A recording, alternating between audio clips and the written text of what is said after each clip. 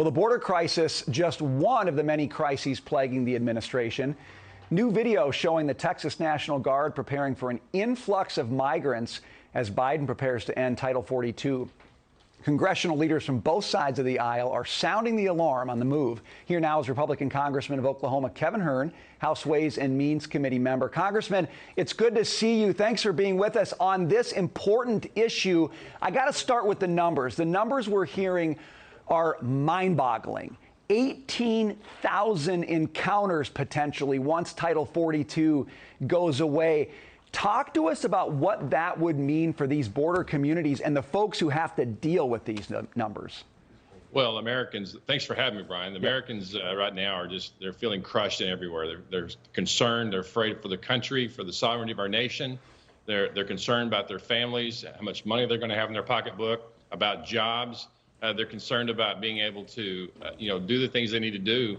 And just quite honestly, about 14 months ago, Trump's policies, the America First policies at our border to protect our southern border and the sovereignty of our great nation, we had great policies in place. And Biden, instead of worrying about the nation, he's been more focused on destroying Trump policies. And now one last policy that he's going after is Title 42.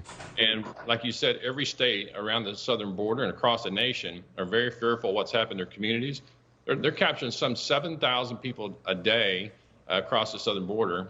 And that's what they're getting. And, fentanyl's running rampant. And Biden has just turned our border agents into travel agents, shipping people all over the United States, and the people are sick of it. So Title 42 is supposed to roll off in late May. Interestingly, a number of senators thus far have spoken up across party lines, by the way, especially those who are up for re-election, of course, because they're feeling vulnerable on the left. But they're saying we can't do this. We've got to do something else. We've got to find something to stand in the gap if Title 42 goes away. Do you think legislatively, and this has always seemed like a long shot, but do you think legislatively something can actually happen here?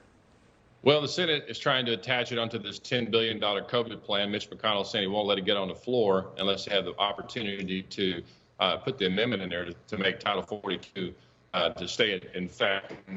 We have to have that. Like you said, there are people coming across the border in huge numbers. It is crazy. Over 2 million people across the border since President Biden's been in office, and that number is going to grow incredibly high over the next couple of months.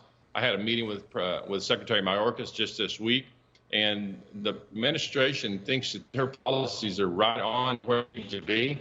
And it's just amazing. They have no remorse for what's going on across our southern border and the invasion that we're seeing that's attacking our country.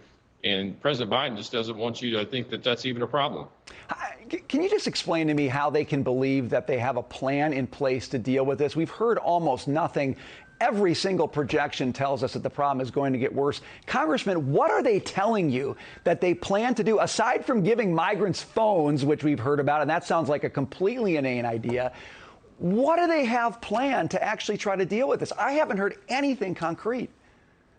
Well, you see President Biden and Kamala Harris going all over the country touting their failed policies, hoping that somebody will believe they're doing great.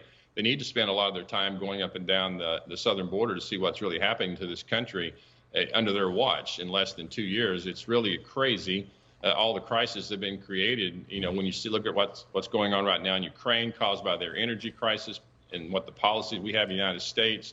We're now seeing Ukrainians go to Mexico to come across the southern border.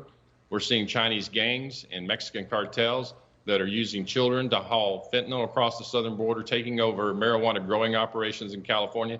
The American people are now seeing that this president doesn't care about what's going on. I think you're seeing that in the poll numbers, and the Republicans win huge this fall. It seems like he's just looking for anything to have to not talk about what's happening at the border. Congressman, we're out of time. Good to see you. Thanks for being with us.